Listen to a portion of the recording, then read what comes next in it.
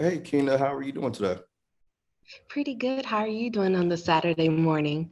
I'm doing very well. Um, Kina, thank you for joining this vlog series and being able to speak to people about, kind of how you got into health IT, your background, etc. So, let's start off with your background. Could you tell us about your background? Yes, for the past 7 years, I have been a lead health data coordinator working with medical records, dealing with the scanning and indexing, and making sure patients' records get in the EHR as quickly and efficiently as possible. Interesting. Okay. So efficiency. That brings me to the next question. What did you do as a role before you got into IT? So, in my role previously as a lead health data coordinator, I managed it. I managed the document chart corrections. So, whenever there was errors in the patient's chart, I would get in an inbox request telling me to either like change a date of service or change a document name in a patient's chart. Okay, so patient chart. So I'm assuming that's more so in like kind of like the medical records or billing. Yes. It's part of like the medical records, like the chart corrections. So we made a lot of chart corrections and they had to be completed within so many hours. Okay, makes sense. So like from what you've said, I understand that you did things that were in medical records, medical billing, and that's important because how do people get paid who are hospital providers? You have to bill for it. And that's an integral role when it comes to providers and hospitals' financial success. And so, when I want to ask you this, how did you leverage your experience as someone who does the medical billing for the recruitment of funds for rendered services provided? Like, how did you leverage that experience into IT? How is it helping you right now? So my experience in medical records, like knowing like how to look up medical record numbers, or as in my previous role, we use CSNs, which are contact serial numbers.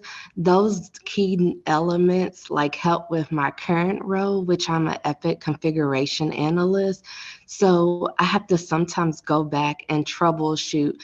Hey, why was this patient scheduled onto a patient's chart? So I have to use my medical records background to go look in a medical record to also making sure that I keep patients' information like protected by HIPAA. Yeah, absolutely. So like on the IT side, you understand the inner workings of it, HIPAA. You have to stay within regulation and you understand the codes, et cetera. And so like somebody like yourself is in high demand. Why? Because people go into IT all the time, but they may not have the kind of experience that you have. And these hospitals or a lot of healthcare corporations, they're looking for individuals that have your background experience and can merge it with the understanding of technology.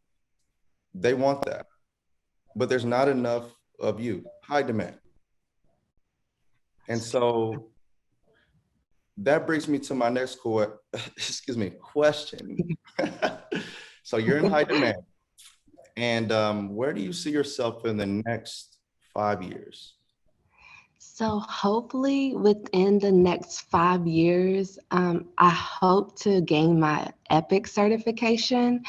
And with gaining the EPIC certification, I heard that it opens the doors for you to get more health IT opportunities and IT opportunities. So that's like one goal of mine. In my current position as an EPIC configuration analyst, I have to stay in this role at least within a year. And after a year, I'm required to get my EPIC certification. Okay. And for everybody, an EPIC certification, well, let's just start off with what EPIC is. It's an EHR, electronic health record. Hospitals use it. Dentists use it. Any kind of majority of the corporations or service types in healthcare use this kind of thing. And so this kind of certification is basically combining healthcare and IT. And she plans on getting that. And what that will do for her is going to give her the extreme competitive advantage over her peers. That's just what it is. And as time goes on, healthcare and technology are going to continue to collide and combine. And what I advise is get into IT first, but if you can, get into IT and healthcare. So there's a lot of opportunities. There is. Yes, we both agree. So, Yeah. well, I appreciate this conversation, and I know the viewers will be ecstatic to really hear your thoughts and see how this kind of direction in life has contributed to you. Yes, because I'm not gonna lie. At first, I was like, "Oh my gosh!" I never thought I would have like an opportunity to get into health IT. So like, I kind of like stepped up on faith. And one of my friends, like, she pushed me to do better. She was like, "Yeah, you if you're really interested in IT," she's like, "there's opportunities out there. You just gotta push yourself." Because I do have my registered health information administrator credentials, Mm. but Huh? I just want to, expand my horizons and just learn more about health IT. I'm always like interested in like the break fix of IT and understanding the health IT lingo. Right. Because with the lingo, once you understand that lingo, you can then create more avenues for yourself because Can. you're doing the job. So it's like speaking of Chinese, right? You It know, if is. you want to be successful in an area that everybody speaks Chinese, guess what? Understanding the lingo is going to help you. It And is. so you're saying as you go forward, as you learn more, you're getting a more of an understanding of this lingo of IT, and it's Yes. contributing to your success. So yeah, that makes perfect sense. Yes, because I went from knowing billing terms, which is like the CSN or Health 11-7, and now I'm going to, IT terms, which are block matching logic and those kind of terms that you're like, what in the world are those? Like, so Yeah. also like going from medical records to now I'm dealing with like the cadence side of Epic.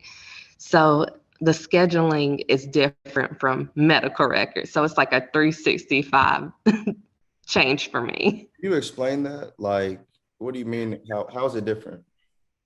So how it's different is so for like if I'm talking from a medical records perspective, so for medical records perspective, like yes, I'm supposed to verify that a document has like the patient's medical record number on it. It has the CSN number on it. It has a data service. It has the provider signature. It has the patient's signature.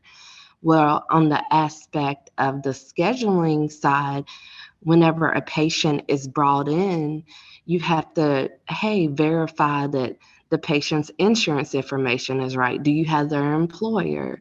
Do you have, it's like so many steps that you have to take to schedule a patient. And I didn't realize how in depth it was. I guess from having like the medical record background versus the scheduling. So with the scheduling, there's so many details because that scheduling drives like the whole workflow of a patient from beginning to end. Mm. So is that like for like people that are in medical billing, is that like one of the more important value points or categories is the scheduling? Because I don't know much about medical billing, so I'm just asking. So I feel that the scheduling is important.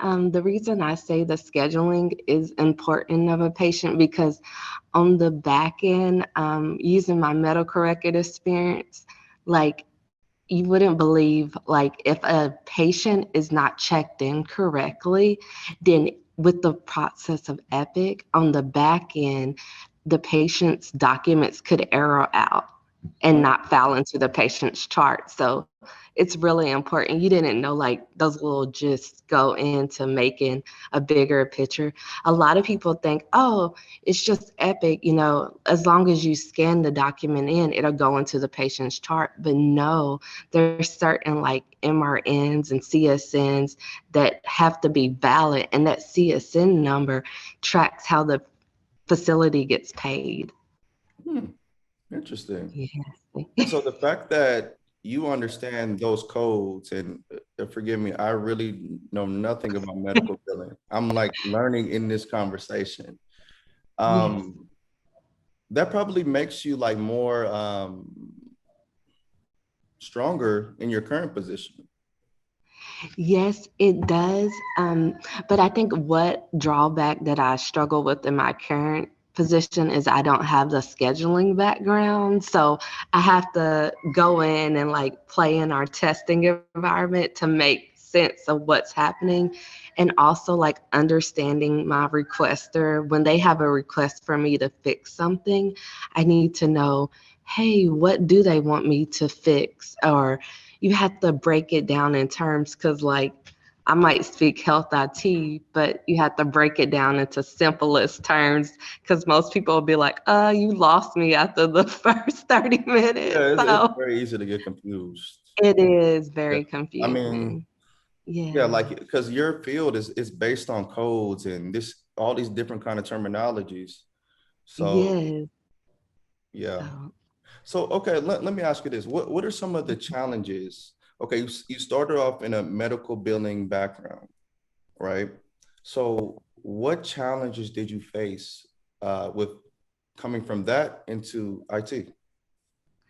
the challenges that I faced was understanding the health IT terminology. Like I was given like a handout, like showing, hey, this is what Epic does, and going through all these training classes, but interpreting the terms and understanding. So when you think about scheduling a patient's appointment, you think about, oh, it's just easy, pick up the phone and call someone. But no, Yeah. it's not because you got to think about like all the factors that go in. Like, okay, do I have the patient's uh, correct insurance information? Do I have the